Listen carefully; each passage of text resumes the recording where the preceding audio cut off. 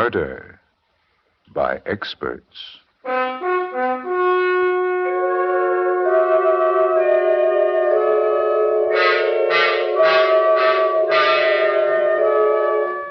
Mutual Broadcasting System presents Murder by Experts, with your host and narrator, the noted mystery writer, Brett Halliday. Mr. Halliday is creator of the world-famous detective character Michael Shayne, author of 25 mystery novels, and whose latest work, This Is It, Michael Shayne, has just been published. Good evening. This is Brett Halliday. Each week at this time, Murder by Experts brings you a story of crime and mystery which has been chosen for your approval by one of the world's leading detective story writers.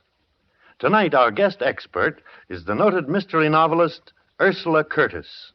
From the thousands of thrillers she has read and heard, Miss Curtis has selected a fast-moving, intriguing story of a man seeking to use the elements to cover murder, as written by that master of suspense, Harold Swanton.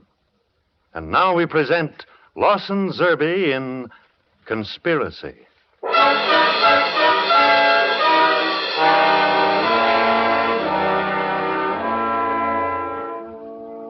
So I'm a murderer. So people look at my picture in the papers and point at it and shudder. I wonder how many of them are entitled to do that. I wonder how many of them are murderers, too, in their minds, with only the law between their hands and the throat of someone they hate. You take a city, see? A city full of people, the pious and the profane, the innocent and guilty, with their loves and hates, their pride and avarice and jealousy. And in that city, a pronouncement is made that on this date, between this hour and that one, there is no law, no retribution, that the crime of murder will go unpunished. How many of them would stand still? How many? Would you?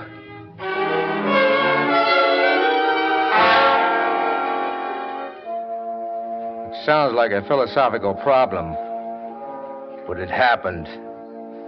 The city was Greendale, Oregon, and the thing that set it free from the law for 24 hours was the Columbia River. Oregon Times, Kennicott speaking. Joe, this is Flournoy. Oh, yeah, Chief. Just got a report from the sheriff. It's getting tough out on the 7th Street levee. Yeah, I just heard the news over the radio. If the river busts through, they'll start looking for Greendale somewhere off the coast of Japan. But they got the army out there. I thought they'd take They're losing ground, Joe. The levee might hold another hour, maybe more, but you'll go tonight, and I want you there when it happens. You're liable to pick me up off the coast of Japan. I'll send a boat after you, sweetheart, but phone that story in first. You know, color stuff. I was there. I saw it happen. Hot coffee, sweating soldiers. Man versus nature. Got it? Yeah. Okay, Chief. Great. Now get going. You've got 15 minutes to get there.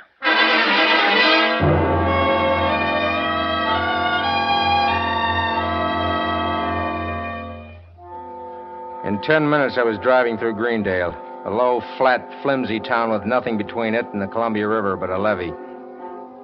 Flournoy was right. If the levee gave way, Greendale would go down the drain like wet cornflakes. I hit 60 on Willamette Avenue, heading toward the 7th Street levee. That's when I passed Marilyn's apartment. And that's what started me thinking again about Marilyn. She was beautiful. She was a two-timer. And she was the one human being on this earth I wanted to kill.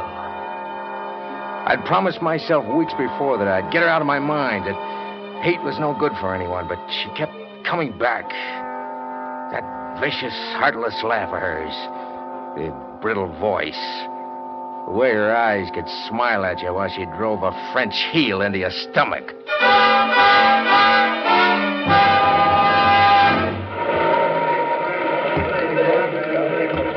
Hey, you over there?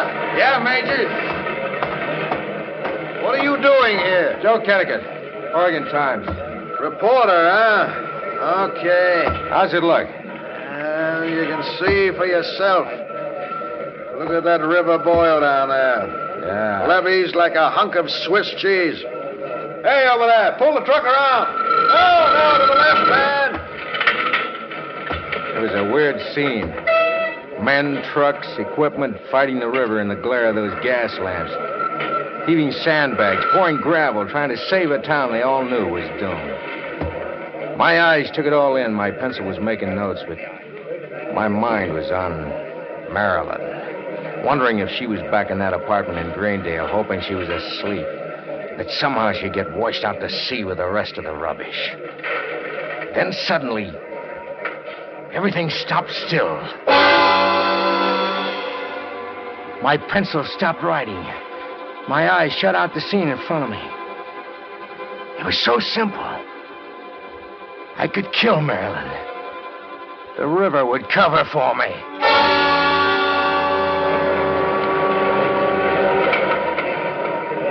Hold it, fellas! There's no use punching any longer. We're licked. She'll break through any minute. Pull the equipment out. Evacuate. That's an order. And you, Kennicott. Yeah, Major. Take your car and beat it down to Greendale. Tell them they've got 5 minutes to get to high ground. Understand? Yes.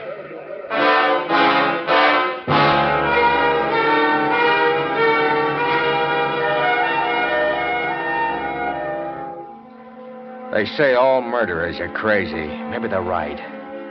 All I know is that I hit 70 on the river road down to Greendale, hoping against hope that Marilyn would still be in that apartment, so I could kill her before the flood came. Marilyn!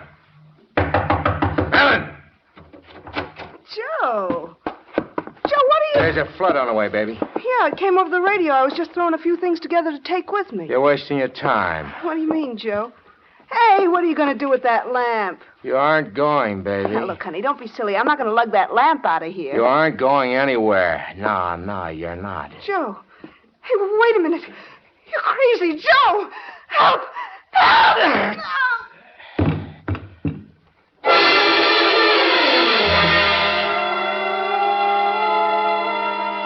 I looked down at her for a minute and set the lamp back on the table.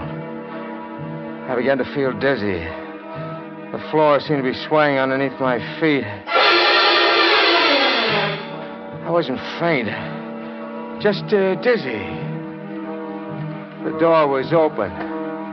Then I watched it close, then open again. I wasn't dizzy at all. The building was swaying. The flood had come. I ran into the hall. Right smack into a guy. A little pasty-faced guy standing right outside the door. Look, mister, let me out of here. No, you don't. You can't stop me. Oh, wait a minute. Let go of me, dear. Let go. No use yelling for help. Come on. Hell, no one's good. Let go of me. Hey! I got him. I got it. I tackled him at the end of the stairs. We went down together from the bottom end over end. I knew he'd seen it. I knew I had to kill him, too. But I was dead right now. The main door was open. Water pouring in, foot deep in the lobby. Please don't. Let me go. Too late, Let me pal. go. Let me go. The water. I can't do it. Let me go. No. Let me Bad, go. mister. Murder's a solo job. A solo job. Door. Now. Oh. Help. Someone.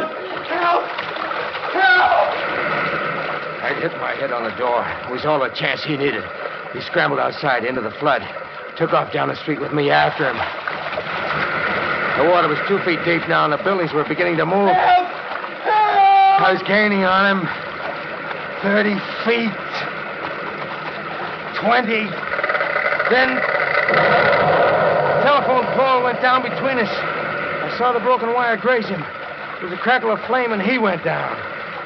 So I stopped worrying about him. Started thinking about me. The main force of the flood must have hit at that moment. Suddenly, everything was water. I was tossed around like a peanut shell in a typhoon. I remember reaching out for something solid, finding it, and then nothing.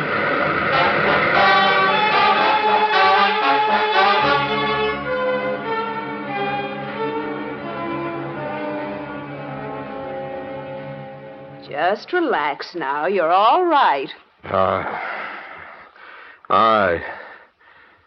Oh, where am I? In the hospital. What happened? You're a lucky man. They picked you up right in the middle of it. Had quite a time making you let go of that telephone pole, too. Oh, yeah, the telephone pole. Nothing wrong with you but a few bad bruises and shock. Nurse, give me a hand with this patient, will you? Yes, doctor. Just take it easy now. Everything's all right. Yeah, everything's all right.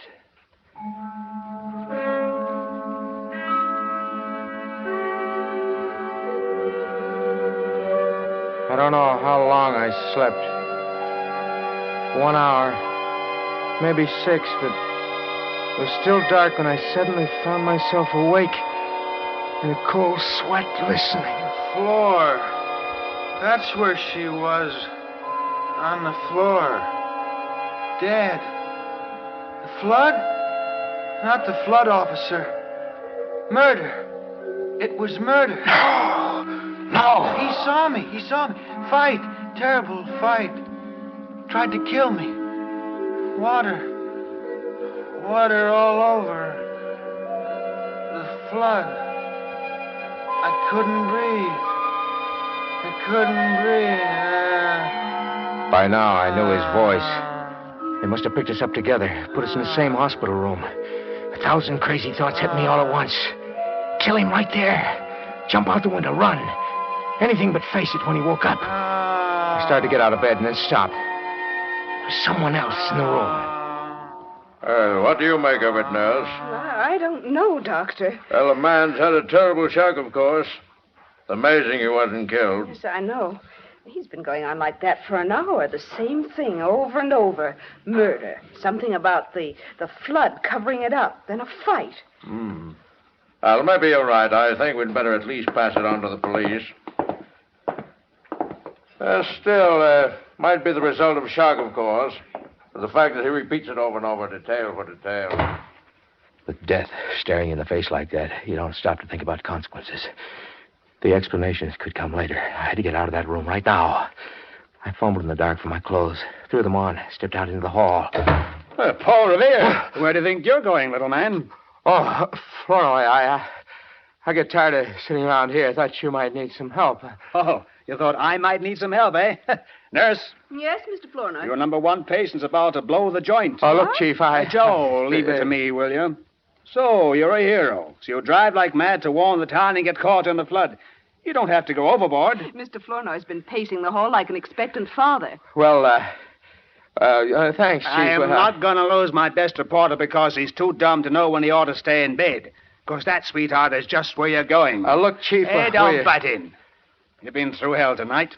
You're lucky you're alive. Now, get in that room and get back to bed. The doctor's ordered hypo to make you sleep. Nurse. Yes, sir. Just to make sure he doesn't get any more wild ideas, give me his clothes.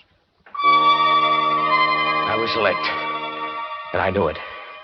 They hustled me back to bed. And the nurse poked a needle into my arm. And I let go. I let the dark close in on me. Not caring now. I was tired. So tired.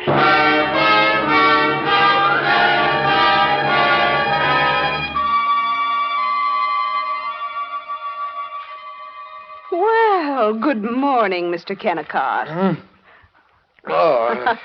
About time you woke up. It's almost 10 o'clock. It's 10? How about some breakfast? Oh, no breakfast, nurse. Oh, looking for your roommate? What? He's still asleep. We put the screen around his bed to cut down the light a little. I see. Mr. Willis is waking up, too. I better have a look. Wait a minute. Yes? No use disturbing Mr. Willis. Let me get dressed and get out of here first. Only take me a minute, huh? Nurse. Oh, I'd better get rid of that screen. Yes, Nurse. Mr. Willis. Well, how are you feeling this morning? Better, thanks. I saw her start Get for the the screen out of our way. Turned away just in time. My stomach was Now, tied how in about knots, some knowing it breakfast? could happen any minute now. I don't know. Any minute, Mr. Willis would point the I'm finger at me and really say, not hungry. "There's the man." Mr. Kennicott, Yeah. this is Mr. Willis. Hello, Mr. Willis. How do you do? Mr. Willis had a little flood trouble, too.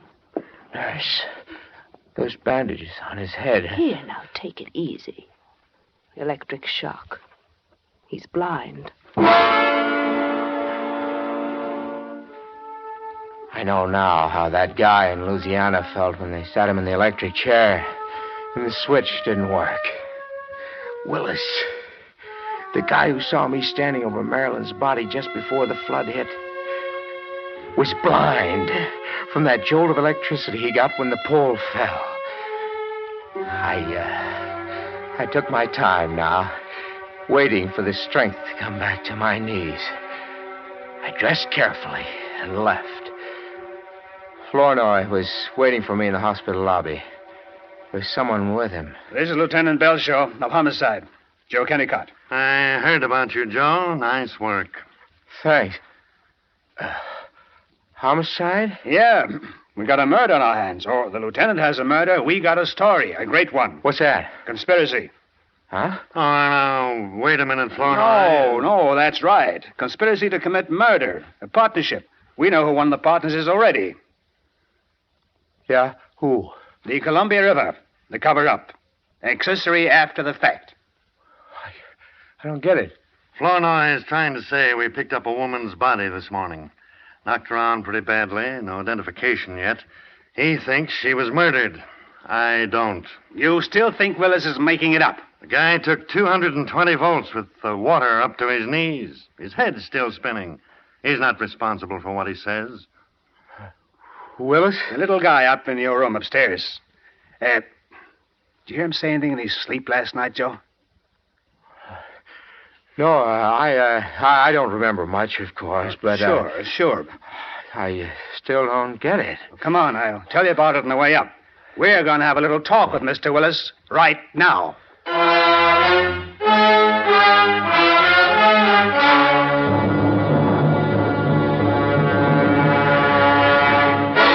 Please, gentlemen, I can't remember now. I don't know what happened. It's all very confusing. You've got to try, Willis. Look, Chief, the guy's sick. I don't know about that. What do you mean, Lieutenant? Willis, you've had a pretty rough ride during the past 18 hours. I know that.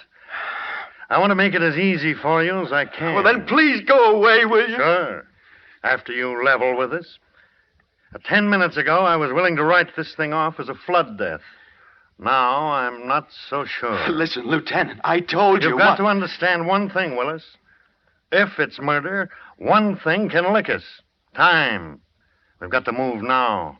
So let's go over it again. For Pete's sake, Flournoy, come You here. described a series of facts. The guy's off his base. Can't you see that? I don't think so. Well, all you have to do is look.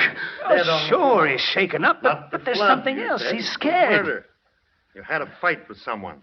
Fell down the stairs, almost drowned. I told you I was dreaming. You don't dream the same thing over and over for an hour and 20 minutes without a reason. Now, we picked a woman's body out of the wreckage this morning. She could have been murdered. She could have lived in that apartment on Willamette Avenue. Who was she? We don't know. There's nothing to identify her.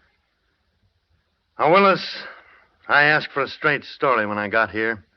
I haven't got it yet. If I don't get it, I might jump to the standard conclusion. What's that? That you murdered her. But that's not it at all.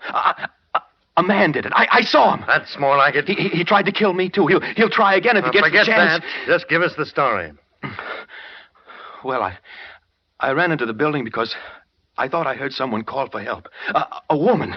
The water must have come when I got to the second-floor hallway because the building started to sway, sort of, and the doors flew open. I saw him standing there. She was dead on the floor. Yeah? That's when he came after me, tried to kill me. We rolled down the stairs to the bottom, and he hit his head on the door. And you broke loose? Yes. I don't remember anything after that. That's all, huh? That's enough. Mr. Willis, what did this man look like? Oh, dark hair, about 6 feet, I guess. Medium build. About your size, Joe. Yeah. Do you think you could identify him? I mean, that is, if you could... If I could see him, yes, I could identify him. Now, please let me rest. I'm not feeling very well. Thanks, Willis. That's what we came for. We'll get back to you when you feel better. What about his eyes? Well, the doctor says it's temporary, due to shock. He might get his sight back any time. Any time, huh? Yeah. Well, Joe, how was that for a story? Oh, it's a great one, Chief. It's a great one. I wanted to scream it in his ear right then. Tell him the other half of it. That this was the craziest setup he'd run into if he'd lived 1,000 years. Yeah. How's that for a story, Flournoy? Right here in your office. The guy you're talking to. Joe. Good old Joe Kennicott, the boy wonder. You know is also the murderer Okay, that you're was a looking hunk of for. human drama, studying psychology. Here's a law-abiding guy. We don't know who he is. Maybe a bookkeeper, maybe a drug clerk, anyone. Hews to the line, cuts his lawn on Sunday, turns his paycheck over to his wife, obeys traffic signals. You know. The flood comes. Willis had Big me. cover-up. And I No knew law. it. Nothing. I ran out now. They'd add up Mystery in a turns second. into something else. So I had to stop Willis, too, before he opened his eyes. Of hate that suddenly breaks And loose. that wasn't exactly cinch. Turns into murder. Material witness, That's all probably a it took. cop, watching him every No fear of the second. consequences. Waiting for those Bingo. bandages to come off so He they could hustle him kills. over to police headquarters. So he could put the finger on me.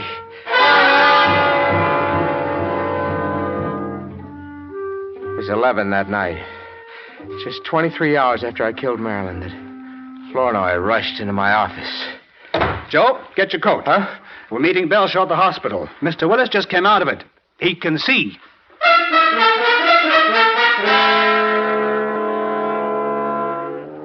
To Flournoy, it was a wild ride through the rain to the hospital. To me, it was a procession. From condemned row to the gas chamber. And there was no way out. No way out.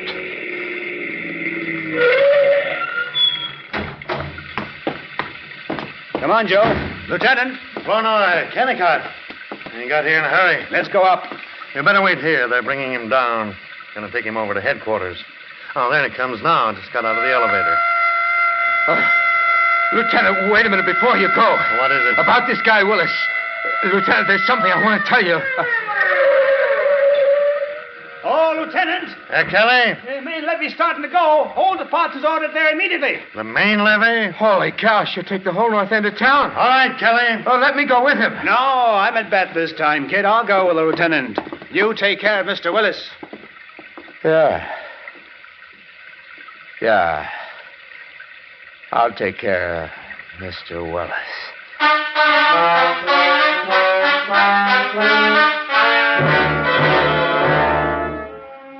I turned the collar of my overcoat up. Kept my face away from him as I bundled him into the car, the back seat, of course. Hoping he wouldn't spot me until I got him away from there. Alone. Just stay on North 2nd Street a ways, Mr. Kennicott. Yeah, Mr. Kennicott. I guess it's best you take me home, under the circumstances. You, live in the North End? Yes. Good.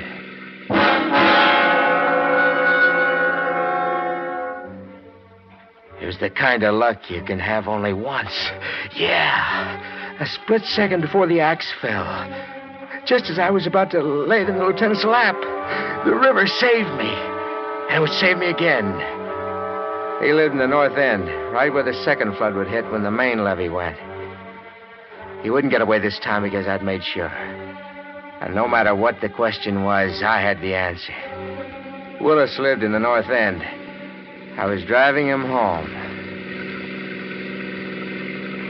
We hit a deserted section, manufacturing district. It was dark, blinding rain. Just right. Then... Stop the car, Mr. Kennicott. Huh? I said stop the car. What's the idea, Willis? Shut up. Now get out. Hey, look, wait a minute. Did you hear what I said? This is a 38, Kennicott. I'll let you have it, so help me. Hey, but look. You made a bad mistake, Kennicott. Mistake?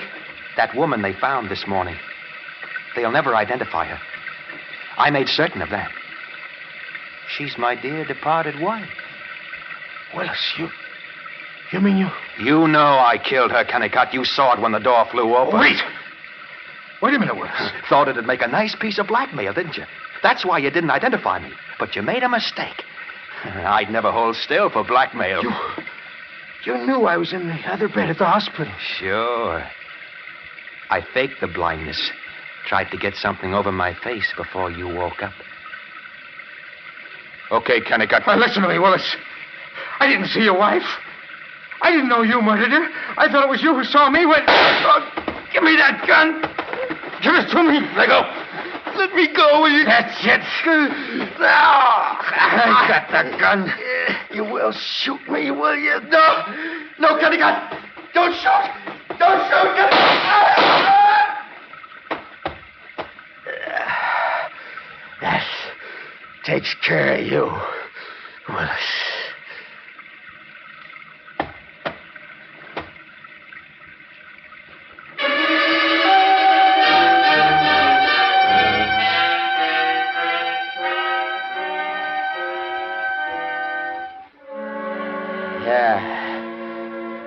We all learned something, Flournoy. A lot of us could kill. Something like the Columbia River washed the law away. It wasn't such a coincidence after all. 2 guys, same town, same apartment house. 2 women. They hated enough to kill.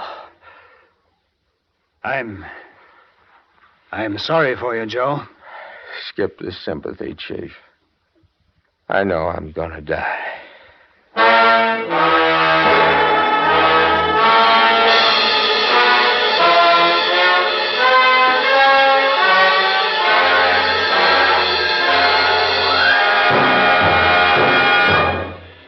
And so the curtain falls on Conspiracy, which was chosen by guest expert Ursula Curtis. Miss Curtis is author of the newly published novel, The Second Sickle. And now, as host and narrator of Murder by Experts, it's my privilege to welcome and introduce to you Mr. Lawrence G. Blockman, Vice President of the Mystery Writers of America, an organization of nearly 300 of America's foremost writers of mystery and detective stories. Mr. Blockman. Thank you, Brett. Each year, the members of the Mystery Writers of America are called upon to vote for what, in their opinion, is the best radio mystery program of the year. To the winning program goes a statuette of Edgar Allan Poe, known as an Edgar, which is to mystery writers what an Oscar is to Hollywood. 5 of the foremost radio mystery programs are voted upon by our members. The winner, by an overwhelming majority, was Murder by Experts. It gives me great pleasure, on behalf of the Mystery Writers of America, to present to Robert Arthur and David Cogan, the producer-directors, the Edgar Allan Poe Award for the Best Radio Mystery Program of 1949. Mr. Cogan? Mr. Blockman, it makes me very happy to receive this tribute from the Mystery Writers of America. On behalf of Mr. Arthur and myself, I want to take this opportunity to thank those who made the winning of this award possible.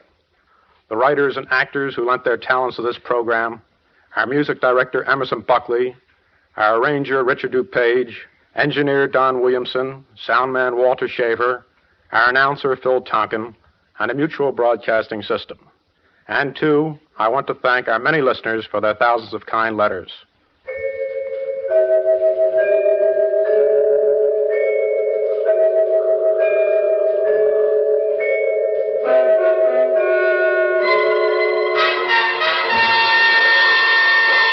Tonight's play, Conspiracy, was written by Harold Swanton. In our cast were Lawson Zerbe, Miriam Wolfe, Ronald Dawson, Frank Behrens, and Robert Donnelly.